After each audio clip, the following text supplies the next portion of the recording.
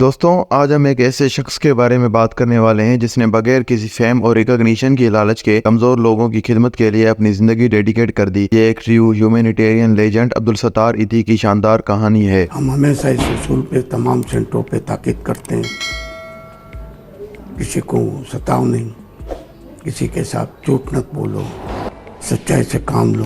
28 فروری 1928 میں پیدا ہونے والے عبدالستار ایدھی کی پرورش معمولی تھی، پھر بھی ضرورت مندوں کے لیے ان کی ہمدردی گہری تھی۔ ان کی ماں کی کمپیشن اور سیلف لیسنس کے لیسنس نے ان کی زندگی بھر کے مشن کی بنیاد رکھی۔ 1951 میں عبدالستار ایدھی نے ایدھی فاؤنڈیشن قائم کی، جس کا آغاز ایمرجنسی سروسز فراہم کرنے کے لیے ایک ایمبولینس سے ہوا تھا۔ عبدالستار ایدھی کی فلسفی نے فاؤنڈیشن کی سروسز کو ایکسپینڈ کرنے میں رہنمائی دی، جس میں ہاسپٹلز اور کلینکس سے لے کر آرفنیج اور اولڈ ایج ہومز شامل تھے۔ ایکسیڈنٹس، نیچرل ڈیزاسٹرز اور ایمرجنسیز کے حالات کے مناظر کی طرف دوڑتی ہوئی عبدالستار ایدھی کی مشہور ایمبولینس سائن آف ہوپ بن گئی۔ ایدھی فاؤنڈیشن کو ڈونیشنز ملنا شروع ہوئی، جس کی وجہ سے وہ اپنی سروسز کو ایکسپینڈ کر سکے۔ ایدھی فاؤنڈیشن سائز اور سروسز دونوں میں ترقی کر کے پاکستان کی سب سے بڑی ویلفیئر آرگنائزیشن بنی۔ ایدھی فاؤنڈیشن نے اپنے قیام کے بعد سے 20,000 سے زیادہ لاوارث بچوں کو بچایا، 50,000 سے زیادہ آرفنز کو ریہیبلیٹیٹ کیا اور 40,000 سے زیادہ نرسز کو ٹریننگ دی ہے۔ یہ پورے پاکستان میں 330 سے زیادہ ویلفیئر سینٹرز بھی چلا رہے ہیں، جس میں فوڈ کچنز،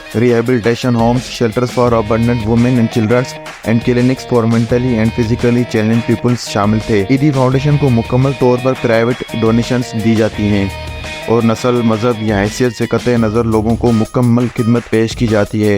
یہ دنیا کی سب سے بڑی والنٹیئر ایمبولینس سروس چلاتی ہے اور 24 گھنٹے ایمرجنسی سروسز پیش کرتی ہے۔ پاکستان میں اپنے آپریشنز کے مین بیس کے علاوہ ایدھی فاؤنڈیشن نے South Asia, Middle East, Africa, Eastern Europe and United States میں کئی اور امدادی کارروائیاں چلائی ہیں۔ 2005 میں فاؤنڈیشن نے کٹرینا سائیکلون کے بعد امدادی سرگرمیوں کے لیے $1,00,000 کی ڈونیشنز دی۔ 2020 تک ایدھی فاؤنڈیشن نے اپنے international head office United States, United Kingdom, United Arab Emirates, Canada, Australia, Nepal, Bangladesh, India اور جاپان میں قائم کیے۔ Abdul Sattar ایدھی's unwavering dedication to humanity earned him respect and admiration، جبکہ وہ اپنے سادہ تر زندگی پر قائم رہے، یہاں تک کہ مدر ٹریسا نے بھی ان کی ایکسٹرا آرڈینری کوششوں کو تسلیم کرتے ہوئے ایک بار ان سے کہا کہ آپ فرشتوں کا کام کر رہے ہیں۔ جیسے جیسے سال گزرتے گئے، ایدھی فاؤنڈیشن ذات، نسل یا قومیت سے قطع نظر لاکھوں لوگوں کے لیے لائف لائن بن گئی۔ 25 جون 2013 کو عبدالستار ایدھی کو کڈنی فیلیور کی وجہ سے SIUT کی ہاسپٹل میں ایڈمٹ کروایا گیا۔ ڈاکٹرز کے مطابق انہیں کہا گیا کہ وہ ساری زندگی ڈائلسس پر رہیں گے جب تک انہیں کوئی کڈنی ڈونر نہ ملے۔ عبدالستار ایدھی 8 جولائی 2016 کو 88 سال کی عمر میں وینٹیلیٹر پر رکھنے کے بعد کڈنی فیلیور کی وجہ سے انتقال کر گئے۔ ان کی آخری خواہش میں سے ایک یہ تھی کہ ان کے آرگنز ضرورت مندوں کے استعمال کے لیے ڈونیٹ کیے جائیں۔ پرائم منسٹر آف پاکستان نے عبدالستار ایدھی کے انتقال کے دن کو نیشنل مورننگ ڈے قرار دیا